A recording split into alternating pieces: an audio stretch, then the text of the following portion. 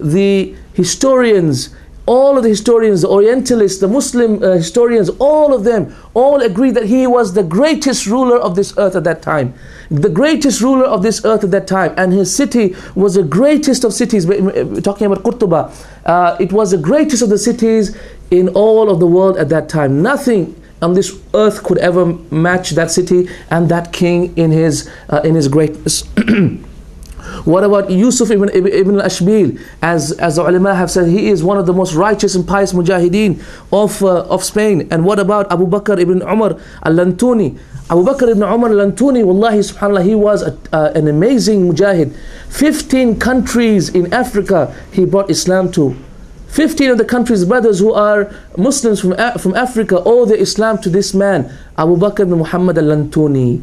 Wallahi, we have forgotten this great mujahid and this great pious imam. Also, what about Abi Yusuf Yaqub al-Mansur al-Marini, one of the greatest scholars of this religion. One of, subhanAllah, we will be going through Abi Yusuf Yaqub ibn Mansur al-Marini's life today, inshallah, in the second session. And we'll be mentioning how this man single-handedly was responsible for fending off the Christian onslaught for 200 years. For 200 years, this man was responsible, and the action that he did was responsible for saving Spain for 200 years. And how this man single-handedly saved the Turath of Islam, the literature of Islam, the history, the heritage of Islam, by fighting the Christians for only one reason. What was his reason? In order to give back the Muslim books that they had with them. This is the reason why he fought them. So that they could give back what? The books of Muslimin that they had taken, the books of the scholars that they had stolen when they were attacking the Muslim lands.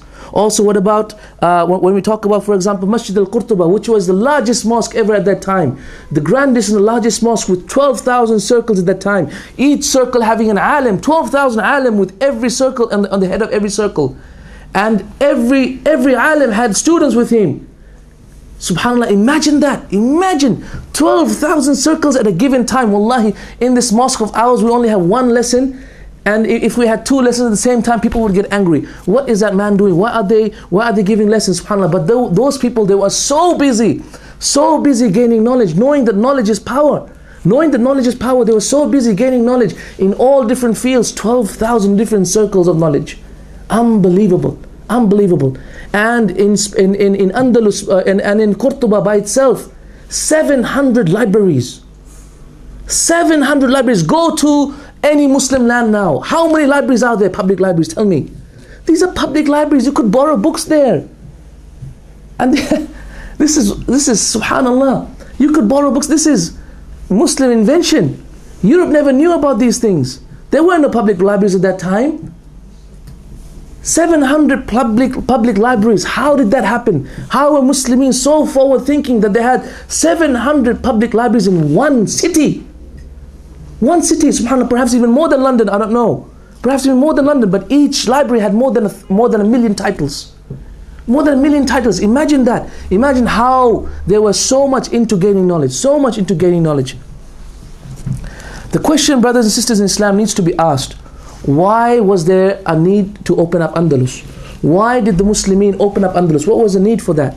Well, once when the Muslims were attacking parts of the Roman Empire in Sham, Mu'adh ibn Jabal was asked by the Roman leader at that time, the Roman general, the same question. Why have you come to attack us? Why don't you just go and attack Ethiopia, which is easier upon you? Why don't you go and attack Ethiopia? Why do you come and attack us? We are the Romans, we are strongest, we're one of the strongest nations on this earth. Why do you Arabs, you filthy Arabs coming from the desert with disheveled hair and blunt swords and everything, why do you come and attack us? And Mu'adh ibn Jabal, the faqih of this ummah, said that Allah subhanahu wa ta'ala tells us in the Quran, وَقَاتِلُوا الَّذِينَ يَلُونَكُم مِّنَ الْكُفَّارِ. Allah subhanahu wa ta'ala says, and fight those who are next to you amongst the disbelievers. Meaning that the way the conquest of Islam or the da'wah of Islam should happen is that da'wah should be proposed, or jihad should be proposed to the neighboring cities before anyone else. So because you are neighboring to us, so we start with you. Yeah, they didn't care. You're the greatest city or not. Wallahi, we don't care. No, we have absolutely no care in the world. You are the strongest, but Allah is stronger. You have a great army, but the armies of Allah are greater. Subhanallah. We don't care. Allah says in the Quran, we start off with your neighbors, so we start off with you.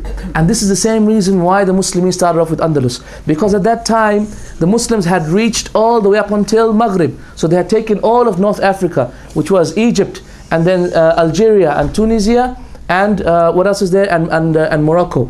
And so they had pushed all the way up until the end of Morocco, until the edge of the ocean, until it has even been reported that Musa ibn Nusayr, who was the leader at that time from the Tabi'een, who was a Mujahid at that time, who opened up all these lands. He even went up to the Pacific Ocean, the Atlantic Ocean on that edge, to the Atlantic Ocean with his horse halfway, until his horse was almost submerged. And he said, Wallahi, if it was not for this ocean, I would have taken, if it was not for this ocean and my horse drowning, I would have taken Islam to the ends of this earth. I would have taken Islam to the ends of this earth. Musa ibn Nusayr, his father was Nusayr. And his father and Ibn Sirin and Sirin, his father and Sirin were two children who were growing up in the monasteries of the Christians when Khalid bin Walid opened up Hira. So in Hira they found that there was a city in which there was a monastery, Christian monastery, and in them were two children learning the Torah and learning the Old and New Testaments. And these were Nusayr and Sirin. So Khalid bin Walid, he told them to accept Islam, and they accepted Islam. So from Nusayr came Muhammad, the son, Muhammad bin Nusayr, and from Sirin came also Muhammad bin Sirin, as everyone knows about Muhammad bin Sirin, who was one of the Tabi'een at that time. So Muhammad bin Sirin, he went to Kufa and he stayed there his life. Whereas Musa bin Nusayr, he was raised up with Walid, who was the Khalifa, who was the son of the Khalifa at that time. So when the Khalifa died, Walid became the Khalifa of the Muslimin at that time. Obviously there was the Umayyad empire at that time. He became the Khalifa, and Walid made his best friend Musa his general, his first general. And so Musa was sent to North Africa in order to quell the Berbers that were there at that time. Musa took 7 years to conquer North Africa. Whereas, of course, before that, North Africa had already been conquered. However, the people were always rebellious, and they would go back. They would make a pact with Muslimin, and then they would go back. And so Musa ibn Nusayr, he followed the following way. He followed the following methodology. He would take up land slowly, and as soon as he had taken up a city or a land, he would bring scholars, the Tabi'een, and put them there. So the people would learn about religion and then love the religion until the people themselves would be the army that would go on and fight the next lands. And in this way he conquered North Africa in 7 years. And so the Berbers, who were known to be ferocious fighters at that time, became from the enemies of Islam to the helpers of Islam. The Berbers were not, as people think, that they were dark-skinned and black-haired and all that. No, they were white-skinned, blonde hair, blue eyes. They were blonde hair, white skin and blue eyes, and this was how the Berbers were. And they became the great army which will soon conquer Andalus. So Musa started to think in the years before the conquest of Andalus. So that is before the year 992 after Hijrah.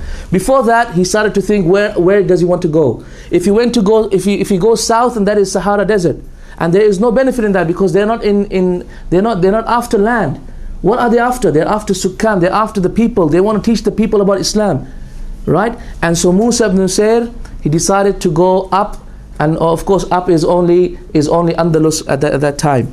Brothers and sisters in Islam, before I go into why and how Musa ibn Nusayr attacked Andalus and how he opened up Andalus, I wanted to mention something very important. That is the misunderstanding of people about jihad. And you see, first of all, jihad is not, as people say, peace and harmony and sincerity and this and that. It's just all about peace. No, jihad is of two types. There is the jihad of difa', which is the defensive jihad, which every logical person on this earth, every person of logic would already agree that there is the jihad of difa', which is defending yourselves. You know, it's logical. When someone tries to fight, you fight him back. When someone wants to fight, you defend yourself. And this is logical, isn't it? And this is the jihad of difa'. Whereas at that time,